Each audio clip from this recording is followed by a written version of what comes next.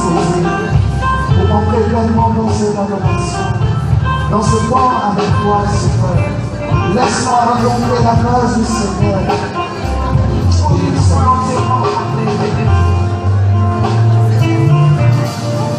Oui, nous voulons te rencontrer, Seigneur Jésus, car c'est pour toi que nous sommes là. Tu es celui-là même qui nous apprend à demeurer en intimité avec notre Seigneur. Et nous te proposons maintenant de venir au lui disposer de tout, de venir permettre au lui que tout ce temps soit sous ton contrôle. Seigneur Christ, merci de venir. Oh oui, inonder nos vies de ton onction. Merci de venir disposer nos cœurs afin de recevoir ton enseignement, Seigneur. Seigneur Christ, viens encore pour que nos cœurs, oh oui, soient soumis à ton autorité. Viens règne en nous. Visite-nous, Seigneur Christ. Visite ton peuple ici présent. Oh oui, ton peuple désire te rencontrer au travers de ta parole qui sera proclamée. Et nous te demandons de venir remplir nos sens. Pour que nous soyons réellement disposés pour accueillir cette parole. Oh oui, gloire à toi, Seigneur. Saint-Esprit commence à prendre possession de nos cœurs.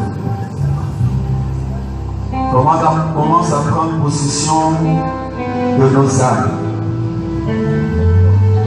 Commence à posséder notre esprit.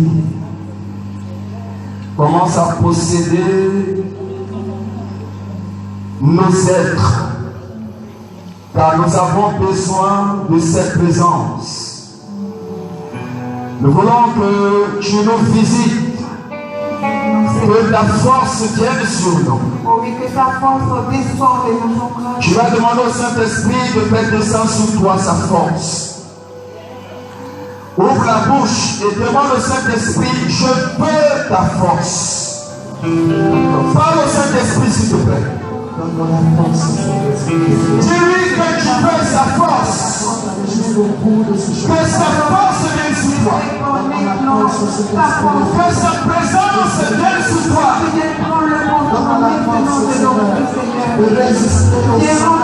Qui vient ouvrir ton cœur. Quelqu'un qui choisit ton cœur à recevoir la parole.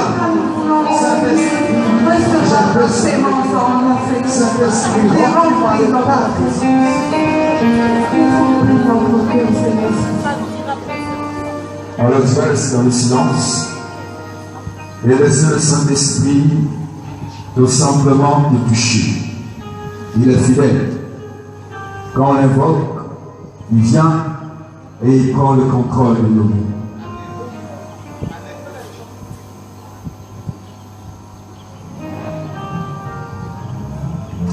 Alors tout doucement, tu vas dire merci au Seigneur. Merci pour ce qu'il est venu faire. Et dans cette action de grâce, tu vas accompagner ça d'une acclamation. Acclame le Seigneur, acclame la présence du Saint-Esprit. Je dis d'acclamer la présence du Saint-Esprit. Amen. Paix et joie. Faut dire à ta soeur acclamation, est-ce que tu payes sa facture? Faut lui dire. Est-ce que tu payes sa facture? Tu ne payes pas sa facture? La Bible dit de louer le Seigneur avec des acclamations. Alors acclame le Seigneur.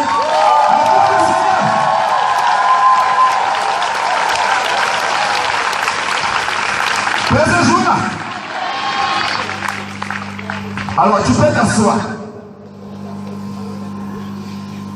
Et tu vas dire à ta soeur, la nouvelle est très bonne. La nouvelle est très bonne. Aujourd'hui, nous sommes à notre deuxième jour de notre retraite. Hier, Dieu nous a remplis. Paix et joie. Aujourd'hui, qui est notre deuxième jour, Dieu va encore nous remplir.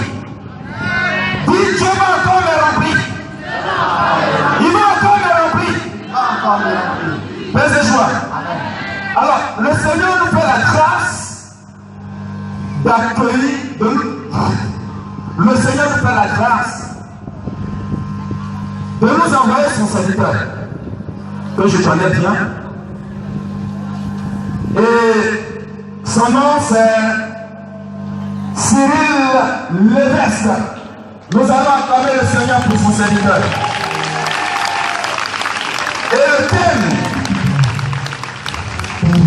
le thème est tiré de Luc chapitre 15 verset 7. Il aura plus de joie au ciel pour un seul pécheur qui se répand. Alors nous demandons, que Dieu te bénisse. Reste de joie. Reste de joie. On acclame très fort le Seigneur. Merci d'avoir parlé mon frère Didier. Je veux qu'on acclame très fort le Seigneur.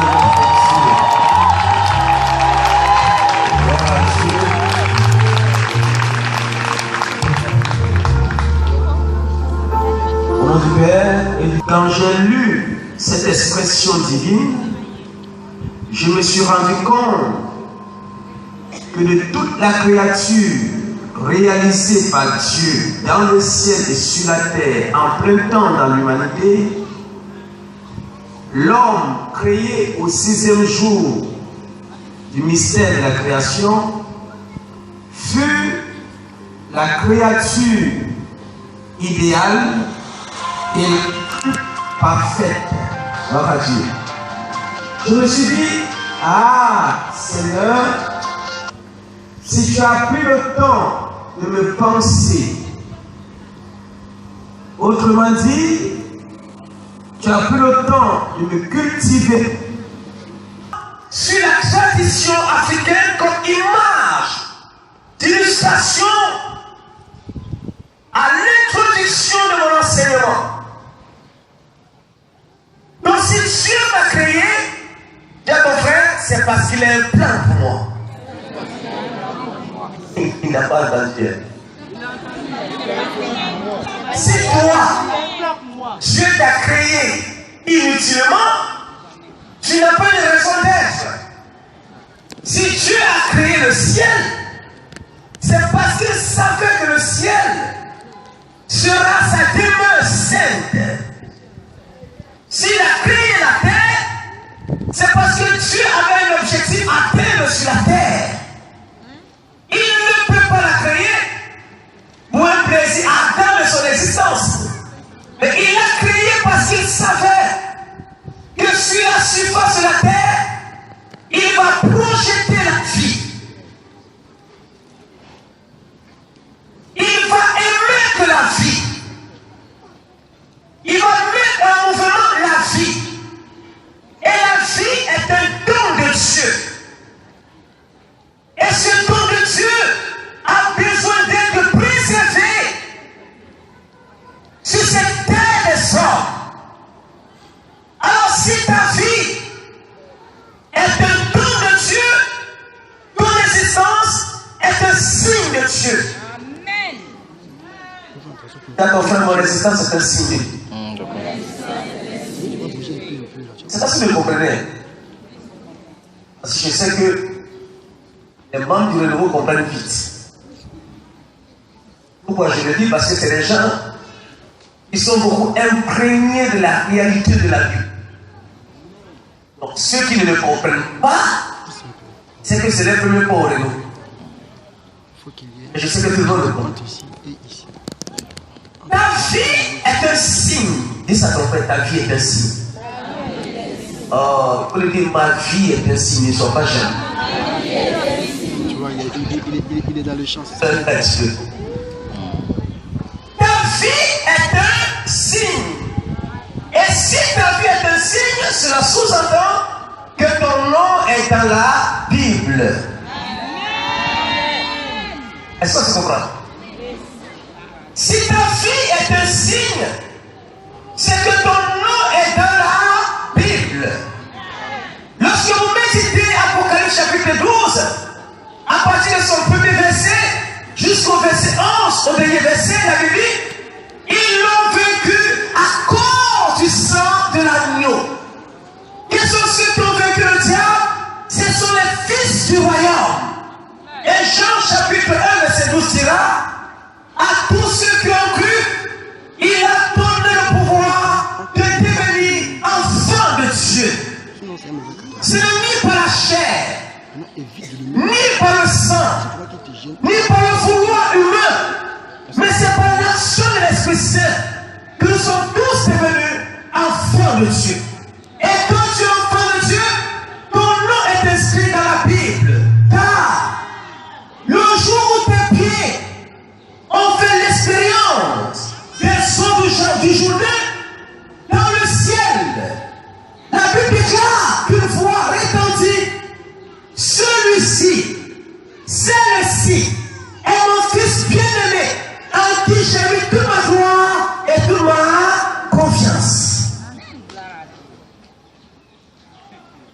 Le thème est tellement important qu'il faudrait que je t'explique les choses de manière importante. Mais écoute-moi bien. Tu ne quitteras pas celui-ci tant que Dieu t'a pas vu. Il n'y a pas de contact avec Dieu sans bouleversement intérieur. Et d'abord, déjà, je crois que ton nom est dans la Bible. N'est-ce pas? Ta vie est dans la. Deuxième point, je vais prendre le texte qui m'a été proposé. Lorsque deux personnes décident de marcher ensemble sur la terre des hommes, et que cette relation aboutit au mariage ou pas, la joie culturelle traditionnelle africaine révèle que le succès d'une relation conjugale, c'est la multiplication des naissances. Donc un foyer qui n'est pas fertile, une relation qui ne donne pas de vie, sous l'angle de la méditation africaine, on considère cette relation comme inappropriée à l'instant de la culture. Donc du coup, la femme qui ne fait pas d'enfant n'est pas tolérable. Par contre, l'homme qui ne donne pas la procréation est considéré que la femme. Du coup, la femme devient un être indésirable et inconsidéré à cause du statut de la vie stérile qui inonde son âme. Elle devient le rejet du mauvais sentiment. Elle vit la solitude absolue. Le manque d'amour amène la femme à sombrer dans le vide. Mais le jour où, par pure grâce de Dieu, elle donne naissance, regardez bien, la naissance va procurer, elle va amener la joie et la visite de plusieurs personnes et personnalités dans la famille. La naissance et la renaissance sont deux aspects différents. La naissance, c'est ce qui vient de se faire. La renaissance, c'est un deuxième départ. Mais quand cette naissance est la toute première, elle attire le bonheur dans la joie du couple. Dans la vie de cet enfant, il y a plusieurs projets qui sont établis. Nous voyons en lui déjà celui qui va sauver l'existence de la famille, ou encore celui qui portera haut le flambeau de la génération future. Donc si la naissance apporte en même temps la joie et que la vie stérile apporte le mécontentement, cela sous-entend que dans la marche avec Dieu, il y a deux choses que le chrétien doit observer. Le mystère de la sainteté en Dieu et le mystère de l'abandon dans le péché. Voici les deux aspects fondamentaux que je vais toucher pour constituer l'aspect culminant de notre présence. Qui vit en Dieu et qui ne vit pas en Dieu? Comment ton vécu en Dieu peut-être une joie pour le royaume des cieux, comme une joie de naissance dans une famille. Et comment l'abandon dans le mystère du péché peut être un rejet volontaire, pas de Dieu, mais de notre vie hors de Dieu. Voici donc présenté les 2 points sur lesquels je vais toucher mon enseignement. Que Dieu vous bénisse. Je n'ai rien dit maintenant que je vais prêcher. Alors dis à ton frère, s'il te plaît.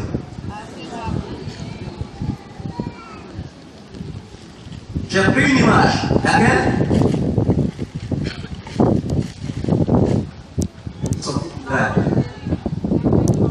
J'ai pris une image. Laquelle? La femme stérile. Et la deuxième image, c'est quoi? La femme fertile. N'est-ce pas? Et j'ai dit que la femme stérile entre dans quel mystère? Le mystère du rejet, mais du mauvais sentiment. Par contre, la femme fertile entre dans le mystère de la joie. Et je vous amène à comprendre que la joie peut être la présence de Dieu. Et le rejet peut être pas la présence de Dieu, mais l'absence de l'homme aux cieux de Dieu. Il y a des gens qui disent à l'entrée de chemin, oh mon frère, ça va mal, je sais que toi quand tu vas mourir, tu te retrouveras en enfer. Attends, tu es qui pour dire ça à la personne? Mais c'est à cause de son comportement qu'il présente, qu'il profère, qu'on le juge et qu'on le condamne. Mais l'enfer, c'est quoi? L'enfer, c'est l'absence de la présence de Dieu dans la vie de l'homme. Un homme qui n'a pas Dieu dans sa vie, un homme qui ne marche pas dans la présence de Dieu, dans la sainteté de Dieu, il vit dans l'enfer. Ça, c'est un premier aspect de l'enfer. Mais je ne parle pas du Sheol, qui est le lieu du jugement de Dieu. Mais je parle de l'enfer du vécu du quotidien. Quelqu'un qui cherche du travail, qui n'a pas du travail, vit en enfer. Quelqu'un qui veut se marier à tout prix au risque de sa vie, qui n'arrive pas à se marier, vit en enfer. Un élève qui a passé plusieurs fois un examen, qui n'a pas eu son examen, qui a fait 10 fois l'échec, il vit en enfer. L'enfer, c'est l'infection inabsolue de l'existence de l'homme sur la terre. Seigneur, jusqu'à quand ma situation va-t-elle changer? Seigneur, jusqu'à quand les gens vont-ils passer le temps à malmener mon existence? L'enfer, c'est le manque de la paix en soi et l'absence de la présence de Dieu.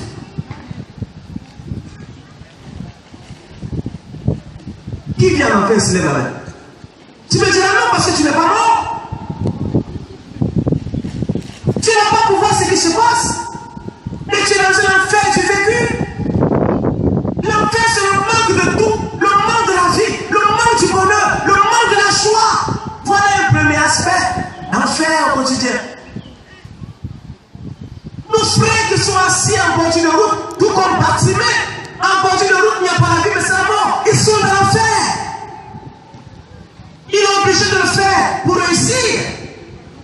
Alors, je ne sais pas si tu es dans l'enfer ou si tu es dans la vie. Mais on verra dans le passage biblique.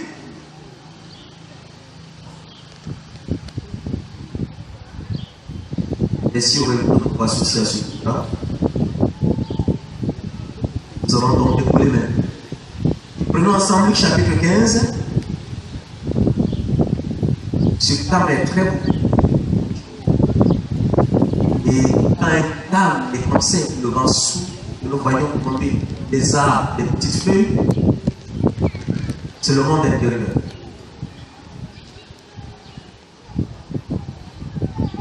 Luc chapitre 15, verset 7. La Bible dit, je vous le déclare.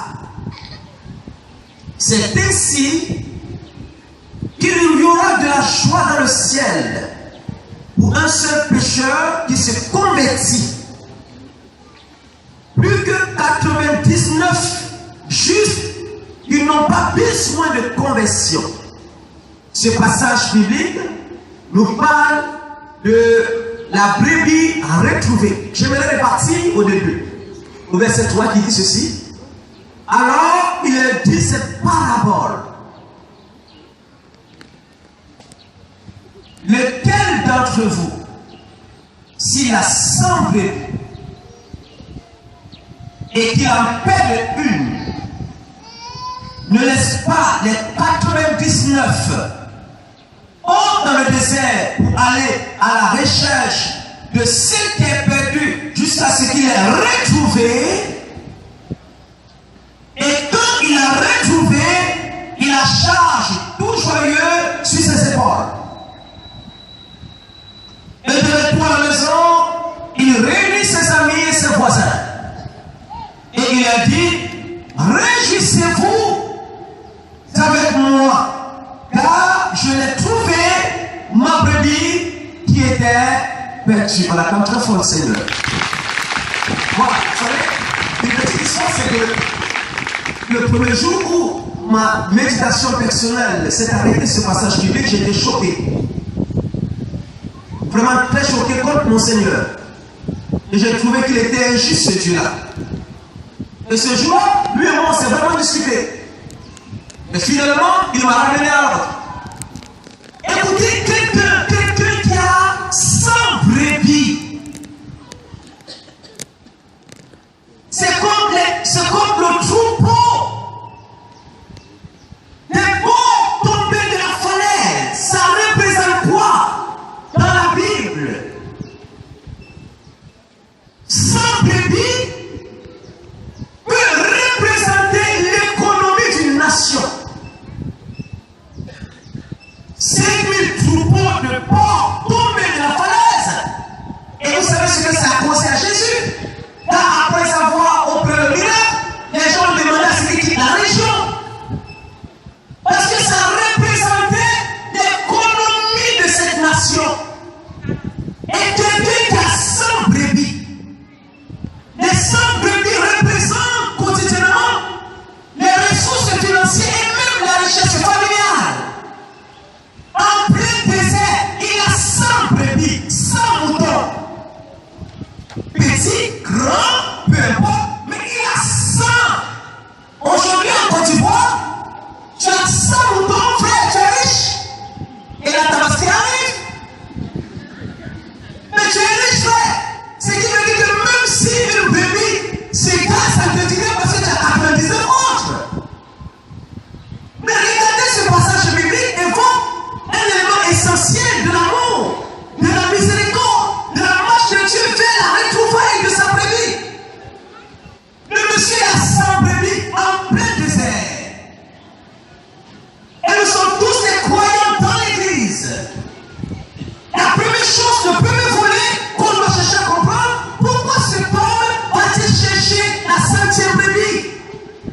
La Bible dit que cet homme, en plein désert, abandonne 99 brebis avec tous ces dangers qu'on connaît au désert pour aller chercher une brebis galeuse. Et Dieu, il abandonne 99, dis 99.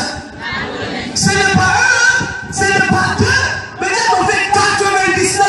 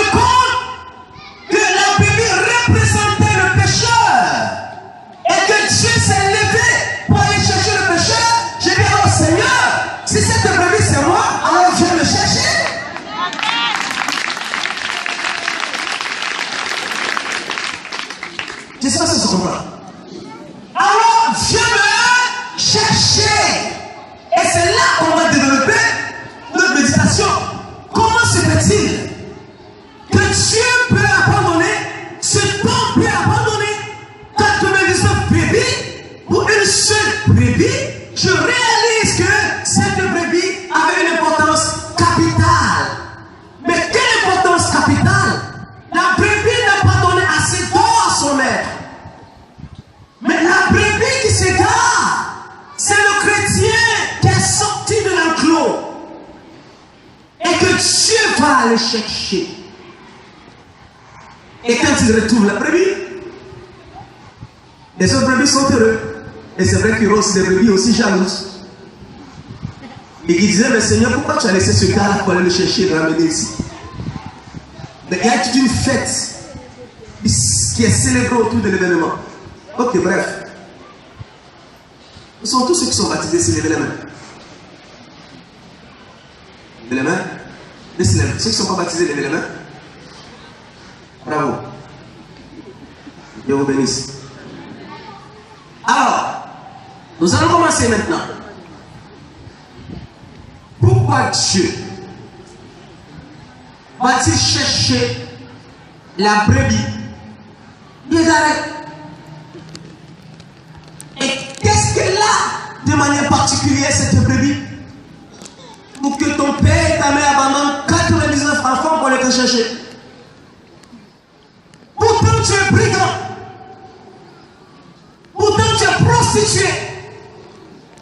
Pourtant tu es menteur, tu es voleur.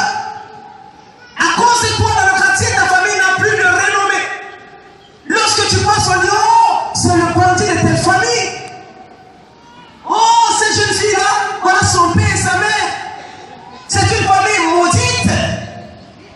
Il y a tellement de choses qui sont dites. Mais c'est cet enfant-là qui a une mauvaise réputation que le berger laisse pour aller le chercher dans sa mauvaise conduite. Écoutez bien, frères et sœurs, lorsque vous prenez le retour de l'enfant prodigue, ou encore la fuite fugitive d'Adam et Ève dans le jardin d'Éden, la Bible dit que Adam et Ève vivaient paisiblement dans le jardin d'Éden. Vous pensez que le fait de venir chaque jour à cette prière, Dieu vous bénira? Vous pensez que le fait de communier au corps au sang du Christ, c'est là que Dieu vous bénit? Ou bien vous pensez que c'est le fait de faire des retraites multipliées, aller se faire imposer les mains par le pape François que Dieu vous bénira? Mais non, mais c'est faux. Ce n'est qu'un palmarès. Le pape m'a aussi imposé les mains. Mais qu'est-ce qui attire la grâce de Dieu? Mais je voudrais te dire que si tu es venu ici à cette retraite pour demander le mariage, tu n'en auras pas. Je te le dis en même temps ouvertement, ça te choque ou pas, tant mieux. Si tu veux chercher une quête d'emploi ici, tu n'en auras pas. Parce que je ne sais pas si une société qui est là sur moi pour t'aider aussi. Si tu veux demander au Seigneur un succès face à ta situation difficile, tu n'en auras pas. Mais tu comprendras ce qui va t'amener au succès et dans la joie de Dieu. Et c'est l'erreur que beaucoup de chrétiens font aujourd'hui. Ils courent d'homme de Dieu en homme de Dieu, de femme de Dieu en femme de Dieu, de tonton pour la tante pour lui, etc., etc. À la recherche d'un miracle capable de changer la vie. Et c'est ce qu'on va comprendre, c'est quoi le miracle? Le miracle de la conversion. Dans le jardin d'Éden, Adam et Ève étaient dans la présence de Dieu. Pourquoi? Parce qu'ils n'avaient jamais péché. Et vous verrez que dans la Bible, le Seigneur impose un rituel au peuple d'Israël. Soyez saints comme le Père Céleste est saint. Autrement dit, la sainteté est un aspect fondamental que Dieu prend pour attirer la faveur sur la vie de l'homme. Un homme qui n'est pas dans la présence de Dieu, un homme qui ne vit pas selon les préceptes de Dieu, il est hors de la grâce et de la miséricorde des données de Dieu. Ce qui veut dire que le péché se présente dans la Bible comme un élément qui détruit, qui éloigne et même qui efface une limitation du pouvoir de Dieu dans la vie de l'homme. 2 Chroniques chapitre 7 verset 14. Si le peuple sur lequel est invoqué mon nom, une seule condition. Mais quand on revient en Isaïe, il nous dit, la main de Dieu n'est pas courte pour nous bénir, ni ses oreilles sourdes pour ne pas nous entendre, mais c'est à cause de cette barrière. T'as ton fait barrière. T'as ton fait barrière. Quelle est la barrière? Ça veut dire quoi, barrière? La barrière, c'est la limitation que tu mets entre Dieu et toi sur la terre. Tu es effacé de Dieu, tu es coupé de Dieu. Mais quand Adam et Ève étaient dans le jardin d'Éden, ils voyaient Dieu, ils parlaient avec Dieu, ils le voyaient face à face, ils marchaient ensemble. Et Dieu ne voulait même plus rester rester dans le ciel parce qu'il se sentait seul. Il est obligé de descendre sur la terre pour sentir la compagnie de l'homme. Je t'explique ça parce que j'étais la troisième personne qui était au jardin d'Éden. J'étais là, j'ai vu. Non, on ne veut pas, frère, ne sois pas jaloux. Tu as voulu que je sois comme ça.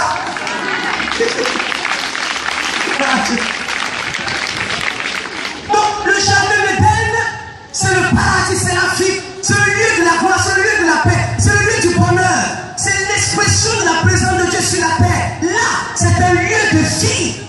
Il prend l'homme et la femme, il dit, je vous place ici, vivez ici, faites tout ce que vous voulez. Vous n'êtes pas né pour mourir, vous n'êtes pas né pour connaître l'échec, mais vous êtes né pour vivre de l'abondance. Alors je vous place dans votre royaume. Et le royaume, c'est sa présence. Et les deux vivaient dans la présence de Dieu. Et Dieu descendait chaque soir pour tenir compagnie ensemble. Pourquoi? Tiens ton frère, parce que j'étais important. J'étais à l'image de Dieu et à sa ressemblance. Sans péché, sans tâche. La conception d'Adam et Ève, ce sont les premiers êtres à être immaculés. Conception dans l'Ancien Testament. Les premiers êtres. Sans péché, sans tâche. Et quand Dieu nous donne la vie, sans péché, sans tâche, nous sommes des êtres transparents aux yeux de Dieu. Et Dieu nous voit et on le voit. Mais regardez ce qui va se passer. Regardez comment l'homme va sortir du cadre de la présence de Dieu. Regardez comment la 5e brebis va sortir de la présence de Dieu.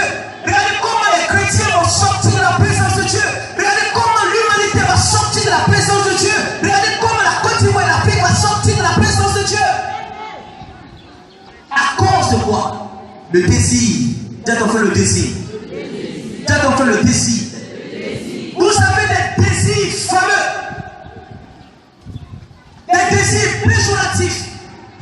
Si ces désirs peuvent changer votre vie, alors vous êtes prêts à livrer votre vie au risque de n'importe quel prix. Lorsque le diable arrive, oh mais c'est net donc, c'est m'énerve. Écoutez, il n'est rien. Diable. Quand on fait rien, il ne représente rien. Mais aujourd'hui, on fait l'apologie du diable, mais par contre, on présente le diable comme le plus fort. Quand tu écoutes nos radios, oh, c'est pas vrai. Regarde bien, tu vas briser le diable. Oh, diable, diable. On montre son pouvoir pour donner aucun pouvoir. Mais le diable prendra son pouvoir pour désorienter l'esprit de l'homme. Et le diable passe par qui? Il passe par la 5e brebis, qui est le couple Adam et Ève, au milieu des 100 brebis. Et le diable passe par Ève, la femme.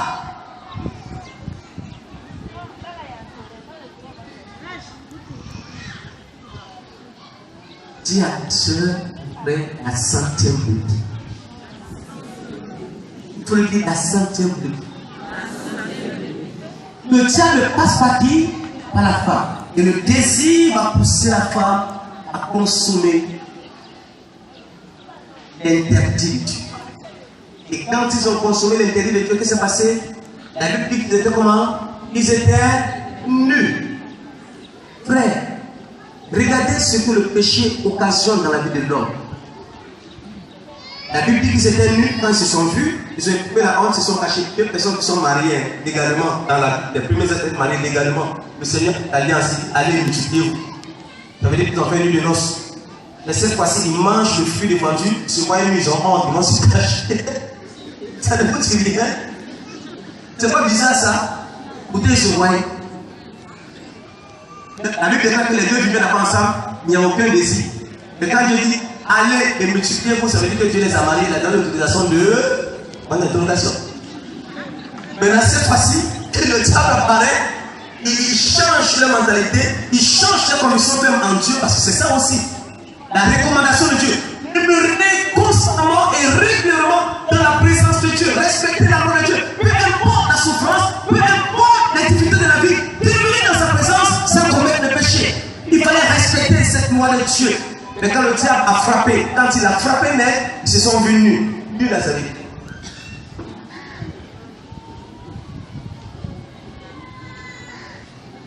ils ont constaté que ce que le diable a dit, le fait de manger le fruit défendu, verront la face de Dieu, sera plus grand que Dieu, se sont rendus compte de voir Dieu face à face, mais ça même peine. Quand un homme commence à vivre dans le péché devient une honte totale de sa vie aux yeux de Dieu. Car le rôle du diable, le rôle du péché, est de dénaturer, de fragiliser la foi aux yeux de Dieu.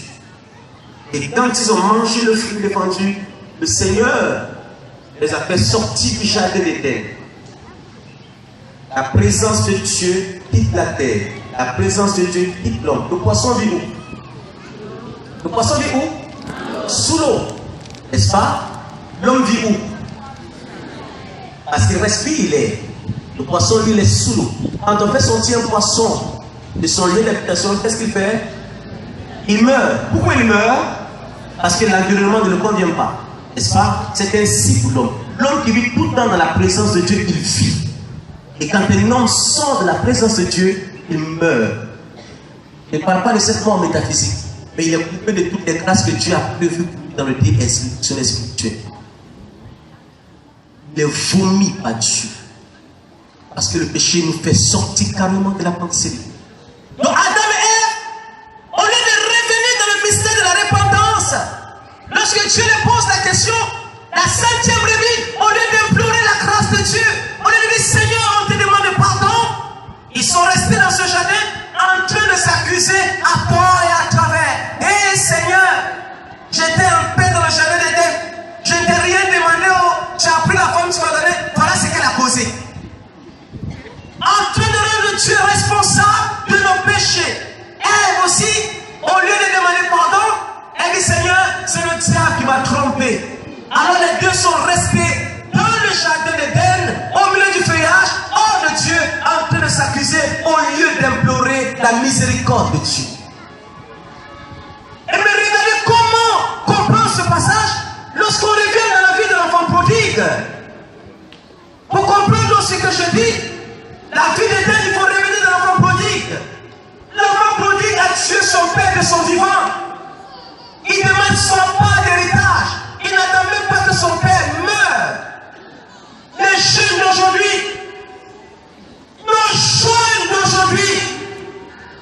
nos chrétiens d'aujourd'hui sont en actualité dans le mal.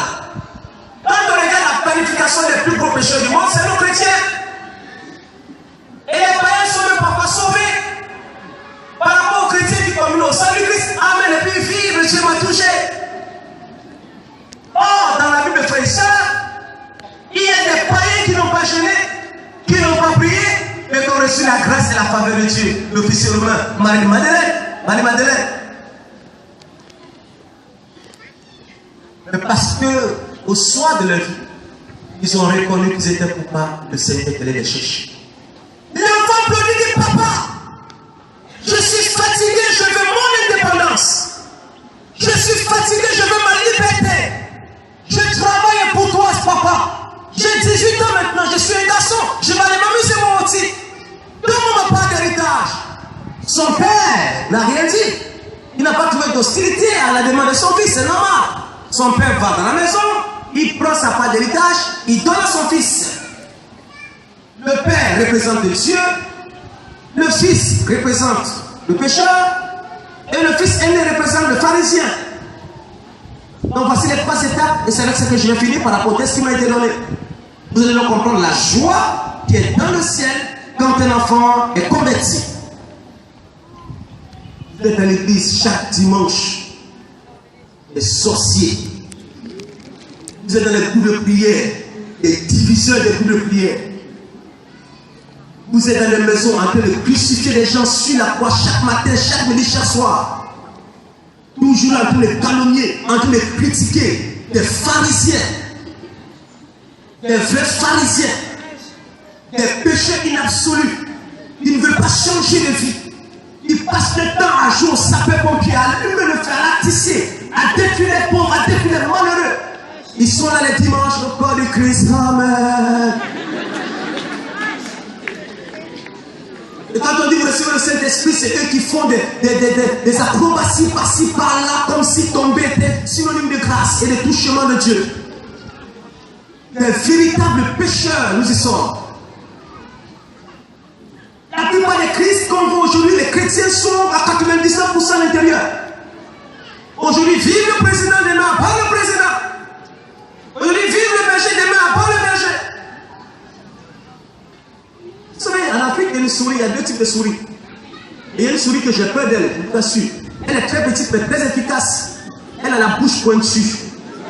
Oh! Oh! T'as vu quand tu dors, elle bouffe tes pieds, tes plein de pieds. Dès qu'elle mange, elle souffle, tu n'entends pas. Et c'est ça l'attitude des chrétiens. Ils te tuent et fait.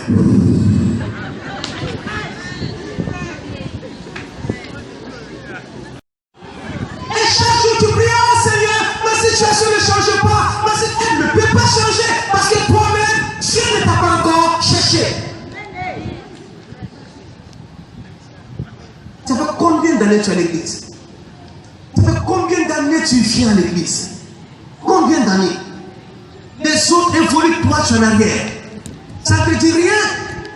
Ça ne te dit rien. Le temps que tu prends pour blasphémer, le temps que tu prends pour détruire ton frère, si tu prenais ce temps-là pour réaliser quelque chose, tu n'en seras pas là aujourd'hui. Tu es la 100e brebis.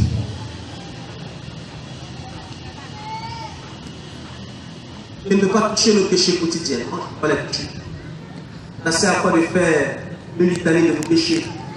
Avortement, ça c'est courant ça. Infidélité, ça c'est courant. Fornication, alors on n'en parle même pas même. Et l'adoration du chrétien. Masturbation, oh là. So. Quand le diable est parti au jardin d'Éden, il n'a pas attaqué Adam parce qu'il n'est pas gay, il est passé par la femme.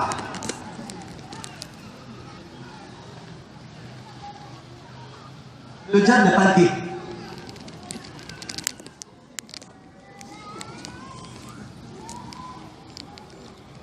Dernièrement en France, dès le nom, une église vient de célébrer le mariage homosexuel. En France, toujours, contradiction de la tradition. Une église vient de célébrer femme pasteur homosexuelle, lesbienne, un plaisir de culte. Je n'apporte pas un jugement, j'attire l'attention. Nous sommes la 100e brebis. Nous sommes la 100e brebis. Parce que le chrétien, il a deux choses qu'il n'aime pas entendre. Qu'on lui parle des offrandes et qu'on lui parle du péché. Alors là, il est craqué, il va te détester. Tu peux ne pas aimer ma personne, mais accepte au moins ce qui sort de ma bouche.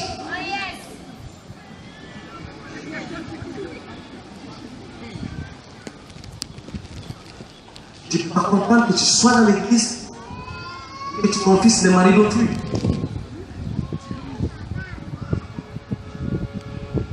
Je ne peux pas comprendre que tu sois marié à l'église et que tu trompes ta femme, que tu trompes ton épouse.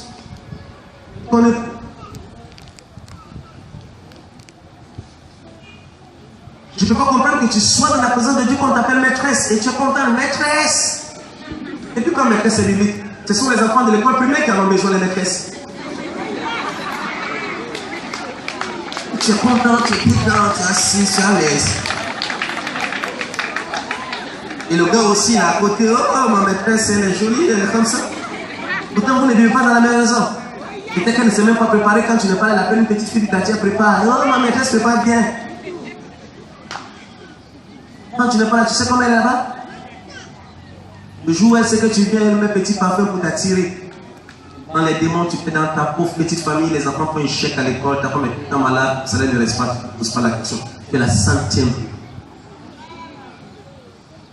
Pour moi, Dieu t'a donné la grâce de travailler. On va prendre quelqu'un pour travailler, la belle fille, travailler.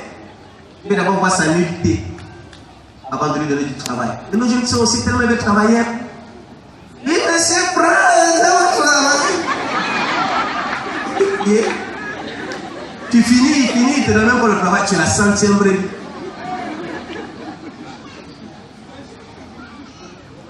L'enfant pourri de penser bien.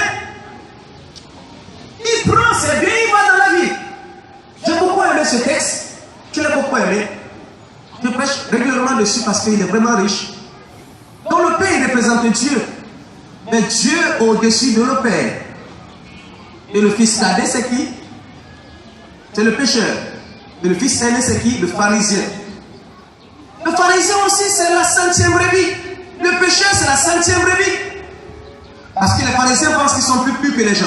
Parce que les pharisiens me disent purs. Et ils sont dans la vérité. Ils ne doivent jamais pécher cette terre des autres. Moi-même, je pêche. Je ne suis pas parfait. Je ne suis pas Dieu. Je ne peux jamais être comme Dieu. Mais j'essaie d'être parfait.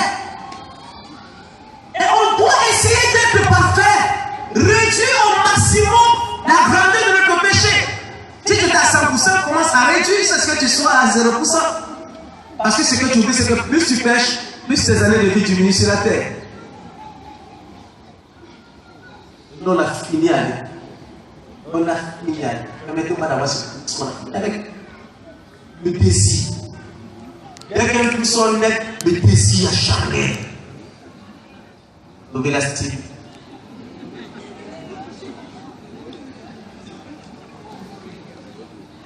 Chérie, il reste 18 heures, chérie. Je vais regarder le là, tu mets le capot après. Vous prenez ça pour pratiquer nos peurs. Dieu a fait un mouvement et action. Chrétien, vous êtes de ce monde, vous n'êtes pas de ce monde. Mais vous vivez déjà comme ce monde. Êtes-vous la 100e brebis? Parce que c'est le test que ce soir. Es-tu la 100e brebis? Dieu peut-il abandonner les 99 brebis pour aller les chercher? C'est ça la question. En tout cas, il m'a cherché. J'aurais dû vous rendre mon témoin. Il m'a cherché, hein? Et puis il m'a trouvé, je l'ai trouvé. Et puis ce jour-là, on est collé. J'ai collé le Seigneur sur ma vie au lieu de coller la petite à mon âme.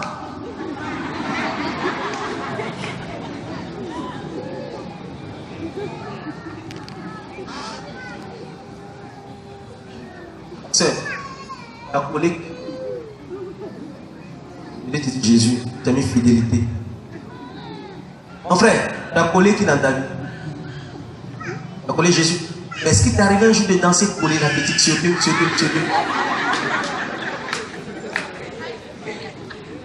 On a tous collé la petite sans la coller, mais dans notre esprit, coller n'est pas, mais tu la colles. Tu la colles quand même. Même dans la voiture, quand tu sais que la tête collée, tu la colles sans savoir. Le diable nous pousse dans une cadence rythmée du mal. Il cherche tous les moyens pour nous faire sortir de la présence de Dieu. Et chaque jour, le diable est toujours victorieux dans la vie du chrétien. Parce qu'on est sorti de sa présence. Parce que nous sommes sortis de sa présence. Alors on n'en parle pas pour les acteurs politiques. Alors là, ils ont fini avec. Alors eux-mêmes sont sortis de sa présence. Ils sont sortis de la présence. Mais es-tu la 100e brebis? Ta nation était la 100e brebis. Ta famille était la 100e brebis. Es-tu la 100e brebis? On doit chercher à savoir qu'est-ce qui a fait que ce monsieur est allé chercher la 100e brebis. C'est ce qui est important. Qu'est-ce qui l'a amené à abandonner 99 pour aller chercher l'unique brebis? Regardez l'enfant se naît, il va en ville. Et la Bible est claire, il dilapide son argent. Il gaspille son pognon. Il l'a mis dans la prostitution. Et ce qui est bizarre, c'est qu'un soir, je l'ai croisé, j'essaie de parler de Jésus, il m'a insulté. Vous savez, quand le diable prend l'existence de l'homme, la plupart des choses que le diable fait, il mate ta conscience. Je vais donner l'histoire d'une jeune fille. J'étais à mon émission à la radio et j'avais donné la possibilité aux auditeurs de faire venir des messages le soir. Et j'ai reçu ce jour-là plusieurs messages, et 2 messages ont attiré mon attention. Le premier message, c'est un garçon qui m'a dit, Cyril, je te donne le droit d'expliquer ma vie en direct pour attirer l'attention de mes frères.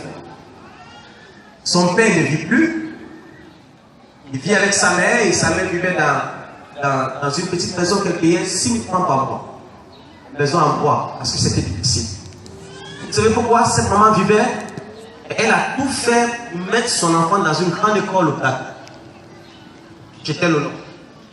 Elle préfère vivre dans une maison de 6 000 francs pour mettre toutes ses économies, le succès de son fils unique.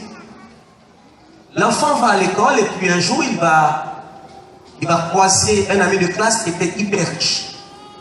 Quand il avait à l'école, il change de voiture seulement. Et il a commencé à entrer dans le groupe. 1, 2, 3, pas le groupe est établi. Le groupe n'est pas mauvais, c'est l'individu qui est mauvais. Et un jour, l'enfant, le désir d'être comme ses amis a commencé à prendre son cœur. Parce que même pour venir à l'école, c'est difficile. Quand il arrive à la maison, même pour manger encore, c'est pénible. Vous comprenez? C'est pénible, vraiment pénible. Alors son ami lui dit, ce soir, on va dans une boîte de nuit, on va t'inviter. Il n'y a pas de souci. Les deux vont en boîte de nuit, écoutez bien, à 100e rue, malheureusement. Bon, en boîte, ils arrivent en boîte, ils constatent que dans la boîte, il n'y a pas de femmes. Ce n'est que des hommes. Chacun avec sa femme homme. Des bouches dures comme ça là, et eux qui sont dedans. Comme si leur père, si leur père s'était attaché à un monsieur, il allait venir au monde. C'était femme, c'est maintenant. Le petit, il était passé. Donc, lui, il allait voir des femmes, mais aucune femme. Même la serveuse, c'est un garçon. Mais franchement, une petite maison à l'image du point de lui, mais il n'y a rien à dire. Donc, lui, il était assis juste sur un canapé. Et d'un coup, voici aussi un monsieur qui vient s'asseoir et commence à draguer le jeune. Le jeune sur place, il a refusé catégoriquement les avances.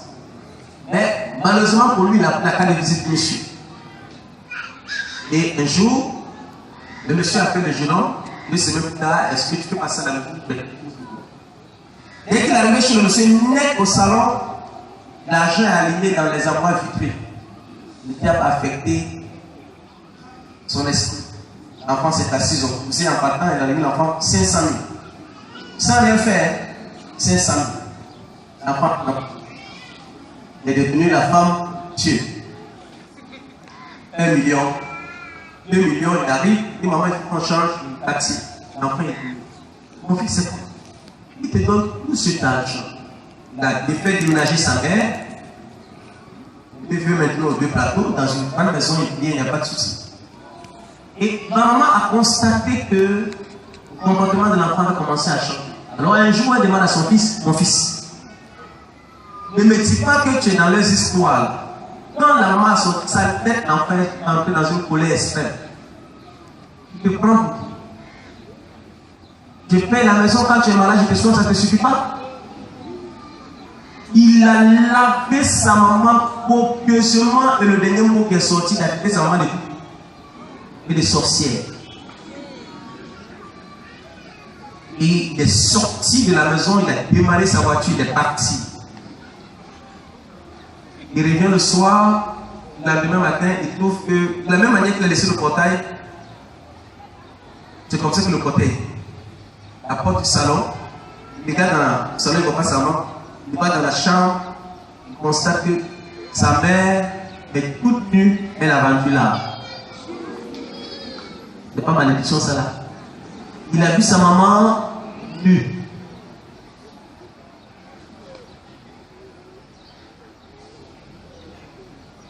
Et quand il m'a entendu pécher sur le péché, il m'a envoyé le message. L'enfant a fait l'enterrement de sa mère. Quelques jours plus tard, lui-même il tombe malade, son rectum sort.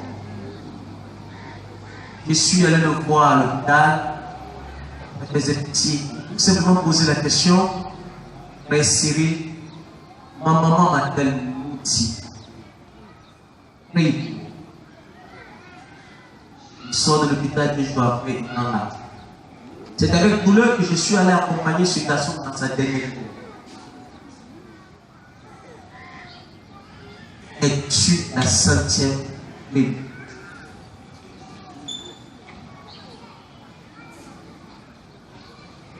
Es-tu la 100e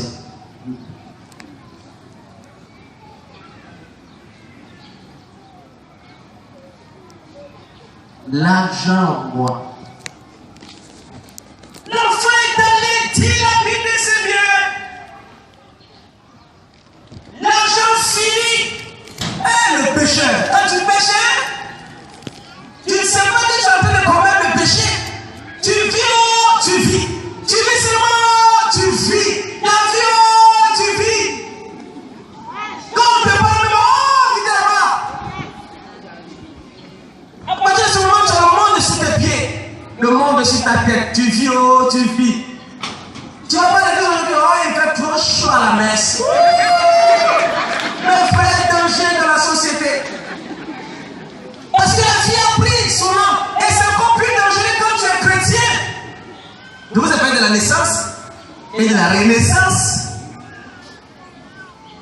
Dans la première naissance, voilà le comportement des chrétiens dans l'aquarium qui ne vivent qu'avec les poissons. Des chrétiens dans l'aquarium qui ne vivent que selon les territoires limités. Or, le chrétien doit vivre, s'épanouir selon les principes de Dieu. Il vit, il s'amuse. Je termine avec ça. Et je vous laisse à votre soir parce que je ne vais pas terminer mon enseignement. Je vous dis ouvertement que je ne vais pas terminer. Je fais exprès de ne pas terminer. Es-tu la centième brebis que Dieu aille chercher? Et pour que la joie soit de ciel afin que les anges célèbrent. C'est trop facile d'aller sur la fête. Il s'amuse. Dis à ton frère, il s'amuse.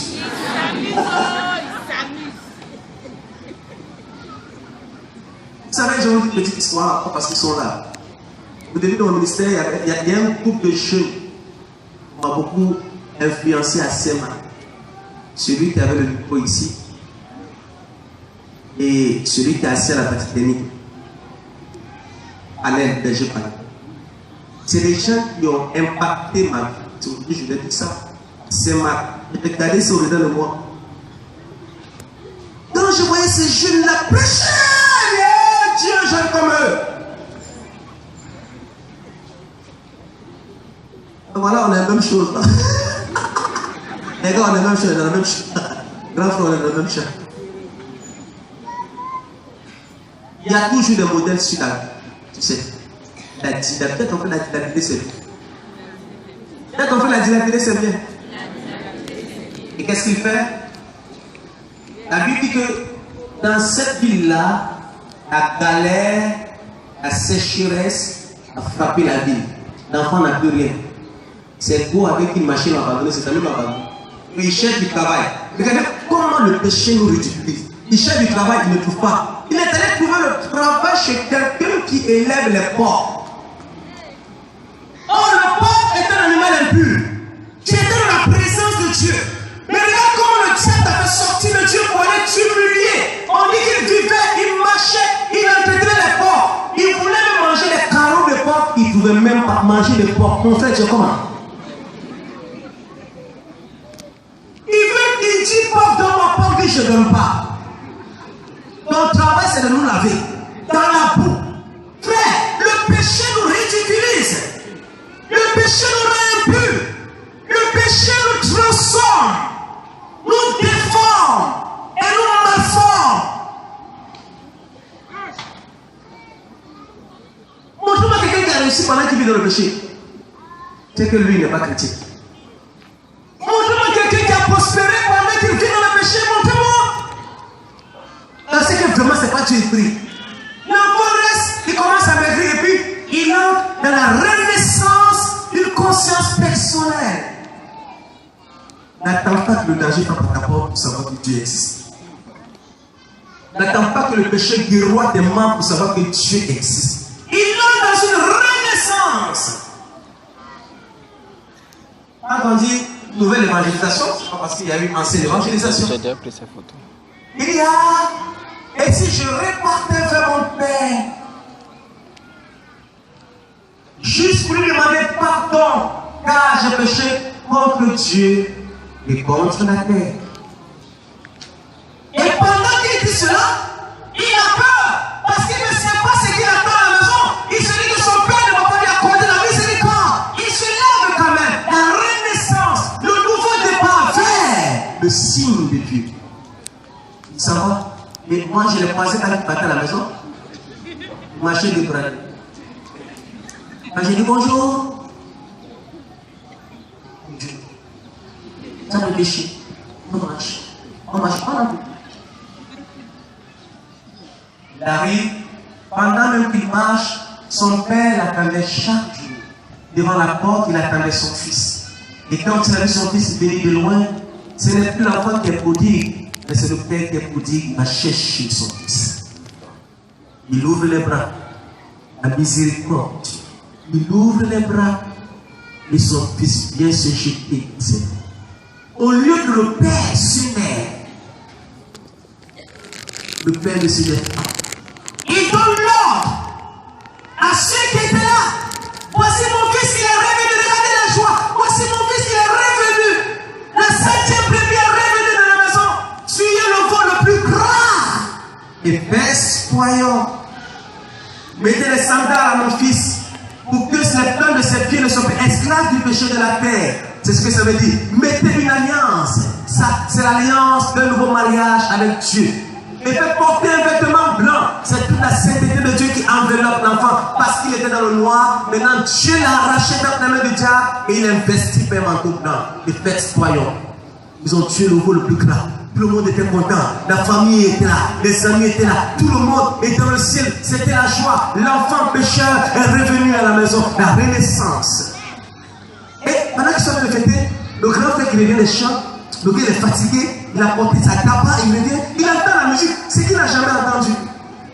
Il entend la musique, ça crie, oh, ça crie, Jésus est Seigneur, Jésus est Seigneur. Il dit, mais c'est quoi ça? Et il appelle un fidèle de Sainte-Marie, c'est Sainte-Marie, Sainte-Marie. Il appelle un fidèle de Sainte-Marie, il dit, moi, il y a quoi à la maison là-bas? Le fidèle dit, tu n'es pas au courant. Ton papa bête là. Ton papa est bête. Ton petit frère là. Ton petit frère, tu te rappelles? Oui. Il a pris tout son argent et est parti là. Il est revenu et le surcroît. Tu sais ce que ton père a fait? Il a pris le vol le plus grand. Ce qu'il n'a jamais fait pour toi. Il a tué son de manger. Tu es assis ici.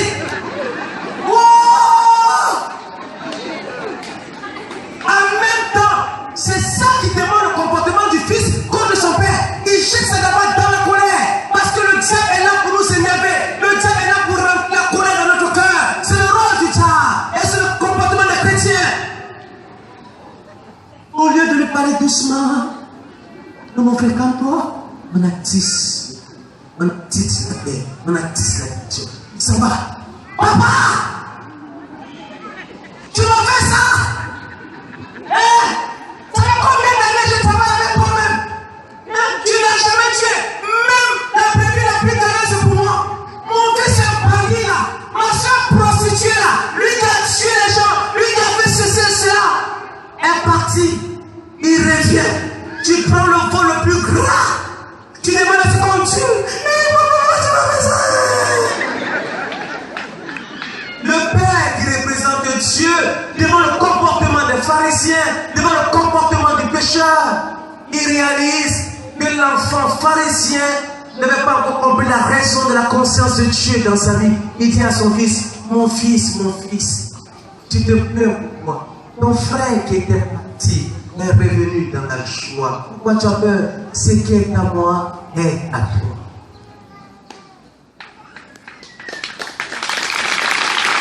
Je pense que ceux qui attendent, c'est ceux qui ont bénéficié de l'amour de Dieu.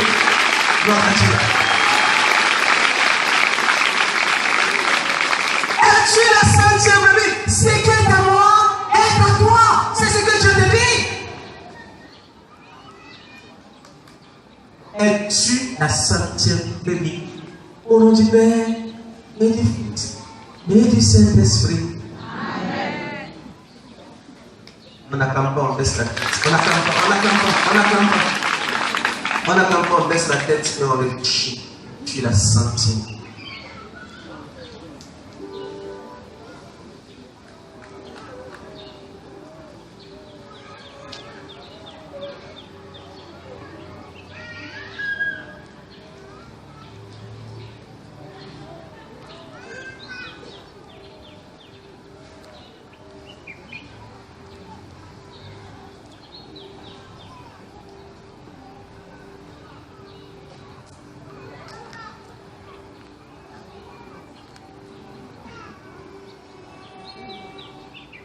Amen. Amen. Je vous le déclare, c'est ainsi qu'il y aura de la joie dans le ciel pour un seul pécheur qui se convertit, que 99 justes qui n'ont pas besoin de conversion. Naissance et naissance. Cet après-midi, je vous donnerai la suite de mon enseignement. Je vous laisse réfléchir, je vais attaquer le deuxième thème. Tu es venu ici.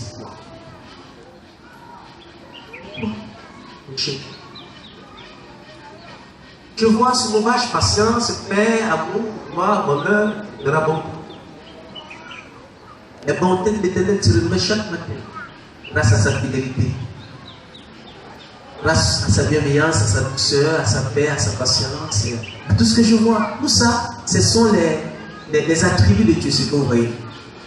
Ce sont les attributs de Dieu, ce que Dieu est. Es-tu la sainteté que de rester comme les 99 bébés qui ont besoin de conversion parisienne? Oh, on s'en fout, on n'a pas besoin de la conversion parce que nous sommes convaincus, on a plus juste que les autres. C'est ce qu'on dit. Oh, moi je prie plus que lui. Oh, moi je prêche plus que lui. J'ai la jolie foi dans le groupe. Et puis après. 99 prix.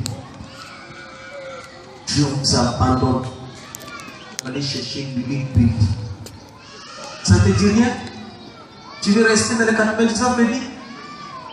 Ils n'ont pas besoin de conversion. Ils pensent qu'ils sont justes. Ils sont mieux que les autres. Es-tu la 5e brebis? Et si oui, quelle est la démarche que tu fais pour que le ciel soit heureux et que les anges espoir comme le Dieu? Alors dis à ton frère, retourne vers. Dis à ton frère, retourne vers. Trouve la destination. Je voudrais prier. On va prier sur une paix silencieuse parce que Dieu va toucher les cœurs de manière silencieuse.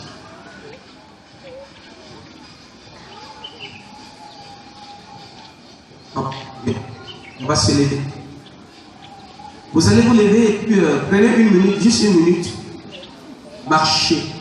C'est un exercice spirituel, marchez. Prenez vos places, marchez. Marchez, marchez, marchez, marchez. Marchez et puis chacun revient à sa place. Marchez. Et puis tu prends quelqu'un avec toi. Prends quelqu'un avec toi et puis tu parles avec la personne. Parlez de tout et de rien. On ne rit pas, c'est pas de l'amusement. Parlez sérieux, marchez, marchez. Parlez sérieux. Parlez. Discutez. Discutez de quelque chose comme ça, peut-être dans l'enseignement, parlez. Voilà. Parlez entre vous, parlez. C'est pas de l'amusement, c'est sérieux, parlez. Voilà, parlez. Discutez d'un truc, parlez. Tu le regardes face à face et puis tu parles. Regarde, il ne faudrait pas qu'il soit le profil. Regardez, parlez. Parlez sérieux même, parlez même. C'est pas la même. Parlez sérieusement, parlez. Hein. Parlez sérieusement, parlez. Ça vous fait du bien. C'est pas de l'amusement. Parlez sérieusement. Si tu vois que ton voisin s'amuse, tu changes de compagnie. C'est qu'il ne veut pas ton bien. Voilà, parlez. Sérieusement, évoquez un truc. Pendant depuis hier, évoquez un truc comme ça, débattez ensemble, parlez. Voilà. Discutez véritablement. Parlez véritablement. Ça te dégage l'âme, l'esprit. Discutez. Parce que je suis le Seigneur, il est le seul maître, il est la seule victoire. Il nous reste 30 secondes. Voilà, allez. Servidor, je vous ai dit prenez ça au sérieux. Servidor, je vous ai dit prenez ça au sérieux. Servidor, allez, prenez, regardez-vous face à face. Allez.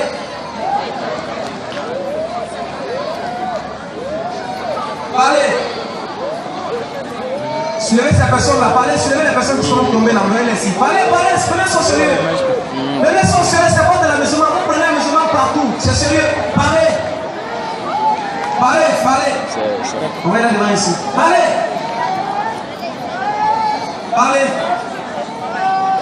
Parle sérieusement, parle. Dieu te rejoint. Parle.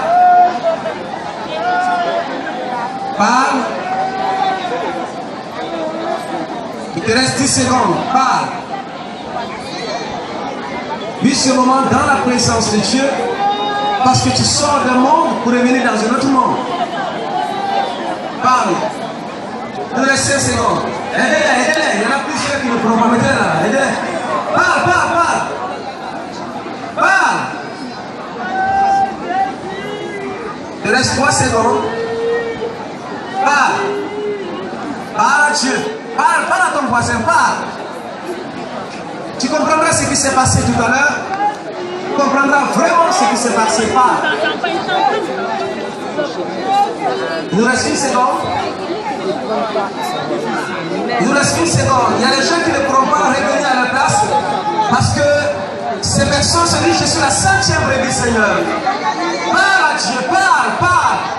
Aidez-les. Je vais me faire amener ici. Aidez-les. C'est une libération, c'est l'exercice à partir du thème qui a été développé.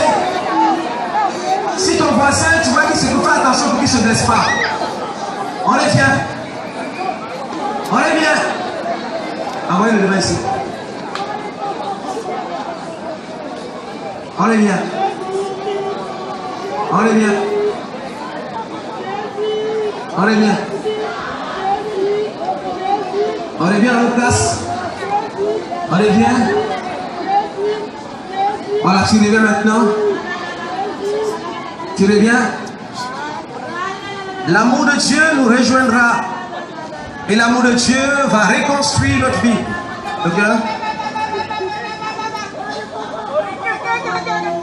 On est vraiment au ciel. Le cœur va chanter la prière sur la terre silencieuse. Quelque chose va se passer parmi nous ce soir. Quelque chose va se passer.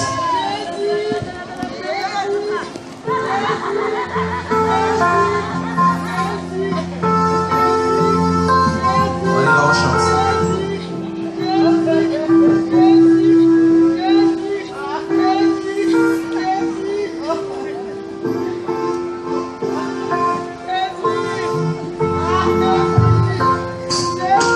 Lève les mains au ciel.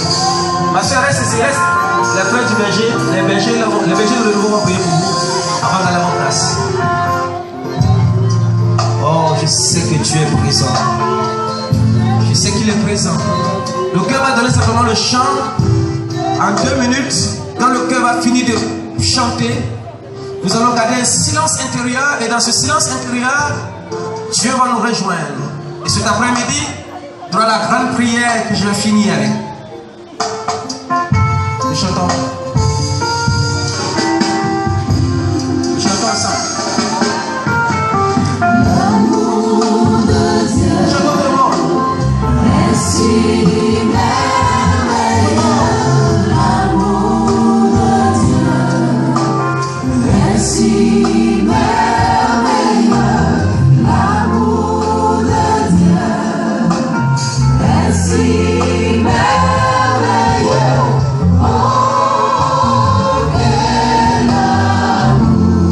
Chante, chante, chante. L'amour de Dieu est si merveilleux.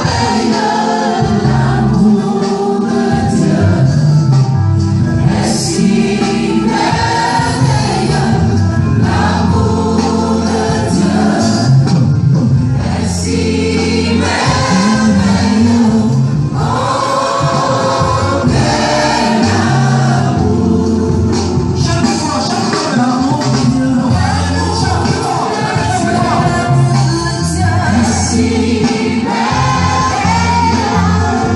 L'amour de Dieu est si merveilleux. L'amour de Dieu est si merveilleux. Oh, quel amour. Et nous rejoignons. Les sillons, on ne peut le surmonter. Si profond, on ne peut le sonder. Il est si vaste, on ne peut le contourner. Oh, quel amour. Merci Seigneur. Alors dans ce silence, tu fermes les yeux. Tu fermes les yeux. Tu lèves la main au ciel, tu gardes simplement silence. Garde simplement silence. Ferme les yeux, garde silence. Quand tu fermes les yeux, tu applaudis. Les frères du Seigneur, tu es très vigilant. C'est une prière de rapport avec Dieu, parce que Dieu ira chercher la 100e brebis. Plusieurs personnes qui ne pourront plus résister parce que la force, la puissance de la peau de Dieu va les envahir. Vous allez recevoir cette présence éminente de Dieu dans votre vie. Là où tout est perdu, Dieu rejoint. Le côté gauche, et les vaches vertes et les arbres là-bas, l'amour de Dieu vous rejoint. Sur la vie de plusieurs personnes, Dieu est en train, Dieu s'est arrêté, il a marché, s'est arrêté près de vous. Sur toutes les vaches, sur les arbres, Dieu a marché, il est près de vous. Et vous communiquez la vie. Et vous communiquez sa présence. Cette présence remplit l'amour. C'est cet amour de Dieu qui t'amène au cœur de la plus grande conversion, le plus grand miracle, la conversion du cœur. Et non la recherche du miracle, et non la recherche du sensationnel. Recherchez Dieu dans sa parole. Recherchez Dieu dans son sacrement. Recherchez Dieu en permesse. Cette présence effective de Dieu nous rejoint dans notre monde pourri et désemparé. Merci Seigneur.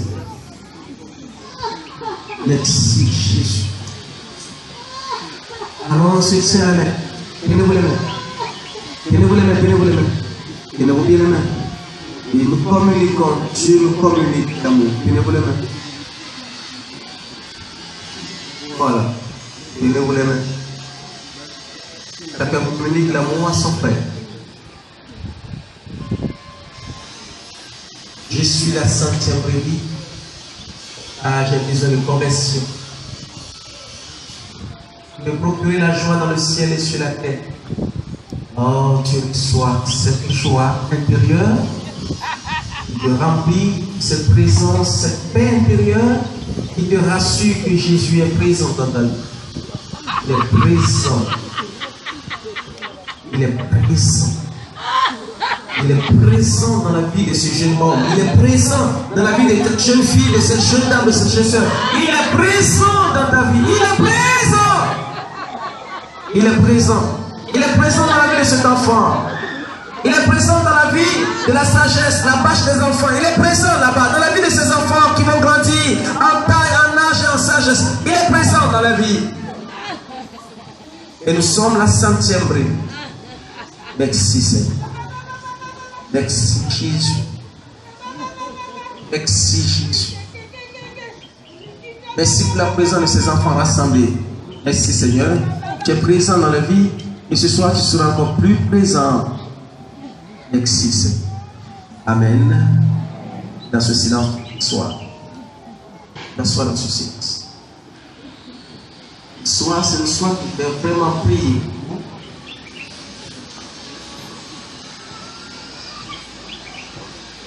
Soit je vais vraiment prier.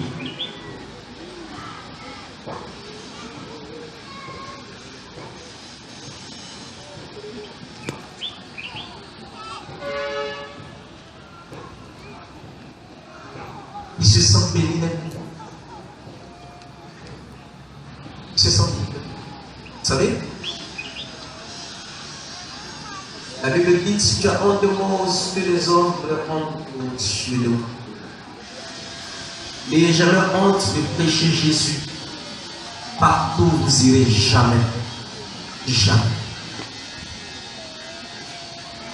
N'ayez jamais honte. Partout où Dieu m'envoie, je les parle de mon Jésus. Je les parle de mon Jésus.